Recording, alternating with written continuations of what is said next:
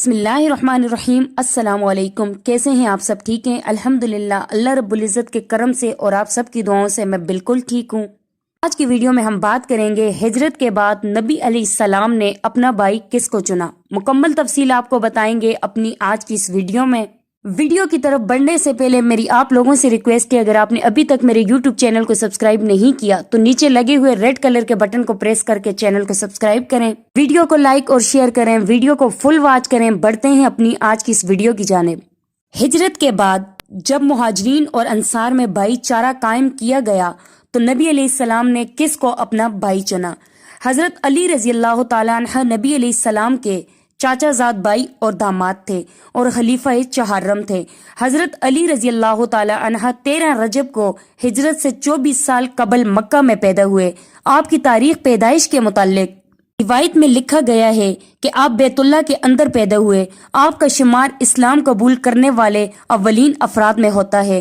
آپ کا حسب نسب آپ کے والد حضرت ابو طالب اور والدہ حضرت فاطمہ بن اسد دونوں قریش کے قبیلے بنی ہاشم سے تعلق رکھتے تھے۔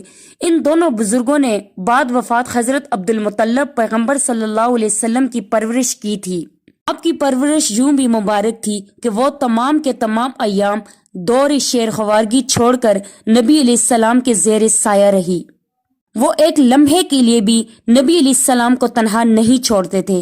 حضرت علی رضی اللہ تعالیٰ عنہ کے بارے میں عام روایت میں ہے کہ آپ نے 13 سال کے سن میں اسلام قبول کیا اور مکے میں پیش آنے والے تمام مشکلات میں پیغمبر صلی اللہ علیہ وسلم کے ساتھ رہے۔ حضرت علی رضی اللہ تعالیٰ عنہ کی امتیازی صفات اور خدمات کی بنا پر نبی علیہ السلام ان کی بہت عزت کرتے تھے، اپنے قول و فعل سے ان کی خوبیوں کو ظاہر کرتے رہتے تھے۔ جتنے بھی مناقب حضرت علی رضی اللہ تعالیٰ عنہ کے بارے میں احادیث نبوی میں موجود ہیں، کسی اور صحابی کے بارے میں نہیں ملتے۔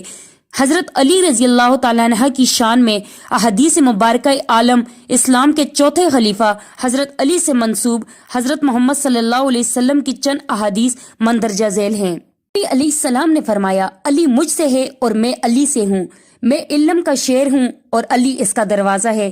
تم سب میں بہترین فیصلہ کرنے والا علی ہے۔ علی کو مجھ سے نسبت ہے جو ہارون علیہ السلام کو موسیٰ علیہ السلام سے تھی۔ یہ علی مجھ سے تعلق رکھتے ہیں جو روح کو جسم سے یا سر کو بدن سے ہوتا ہے۔ حضرت علی رضی اللہ تعالیٰ عنہ کی 3 فضیلتیں، وہ خدا اور رسول کے سب سے زیادہ محبوب ہیں، تک کہ مباہلہ کے واقعے میں حضرت علی رضی اللہ تعالیٰ عنہ کو نفس رسول کا خطاب ملا۔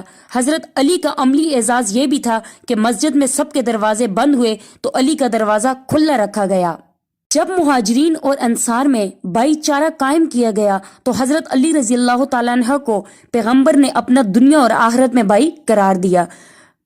آخر میں غدیر کے غم کے میدان میں ہزاروں مسلمانوں کے مجمع میں حضرت علی رضی اللہ تعالیٰ عنہ کو اپنے ہاتھوں پر بلند کر کے یہ اعلان فرمایا، جس کا میں مولا یعنی سرپرست ہوں، اس کا علی بھی سرپرست ہے۔ علی رضی اللہ تعالیٰ عنہ کو 19 رمضان 40 ہجری کو صبح کے وقت مسجد میں عین حالت نماز میں ایک زہر میں بچھی ہوئی تلوار سے زخمی کیا گیا۔ زہر کے اثر سے 3 دن رہنے کی حالت کے بعد 21 رمضان کو اپنے حاغلے کی حقیقی سے جا ملے، جام شہادت نوش کیا۔ حضرت علی کا روضہ مبارک ایران کے شہر نجف میں واقع ہے۔